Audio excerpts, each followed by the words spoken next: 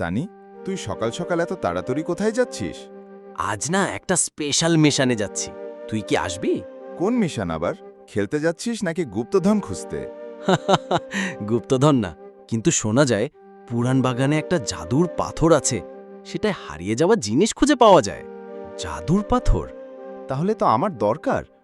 আমি তো আমার লাল গাড়িটায় 3 দিন ধরে খুঁজে পাচ্ছি না। তাহলেই তো বলছি, চল একবার খুঁজে দেখি। তবে এটা সহজ হবে না। কেন? ভূতের বাগান নাকি? না রে, সেখানে না একটা রহস্য লুকিয়ে আছে। আগে একটা ধাঁধার উত্তর দিতে হবে। চোখ নেই কিন্তু সব দেখে, কথা বলে না কিন্তু সব জানায়। কে আমি? শুনেই রহস্যময় লাগছে। আয়না? বাহ, একদম ঠিক। আয়নার পেছনেই পাথর লুকানো।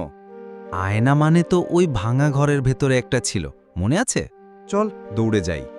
দেখ, এখানে একটা ছোট কাঠের বাক্স। খুলে ফেলি? ধীরে কর, পাথরটা শক্তিশালী। আলতো করে ধর।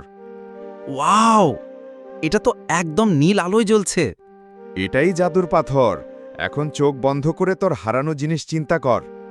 আমি দেখতে পাচ্ছি আমার গাড়িটা স্কুল ব্যাগের পেছনে পড়েছিল। তুই খেয়াল করিসনি, কিন্তু পাথর জানে। কেমন মজার না? সানি, একটা কথা বলি, এই জিনিসটার থেকেও দামি একটা জিনিস পেলাম আজ। কি সেটা? তোর মতো বন্ধু। তুই না থাকলে তো কিছুই খুঁজে পেতাম না। আর তুই না থাকলে এত মজাও হতো না। পাথরের চেয়ে বড় শক্তি হলো বন্ধুত্ব। বন্ধুরা, এরকম আরও দারুণ দারুণ মজার ভিডিও পেতে ভিডিওটিতে লাইক দিয়ে আমাদের চ্যানেলটি সাবস্ক্রাইব করে রাখো। আর চার ভাইয়ের গল্প কেমন লাগলো অবশ্যই কমেন্টে জানাতে ভুলবে না কিন্তু।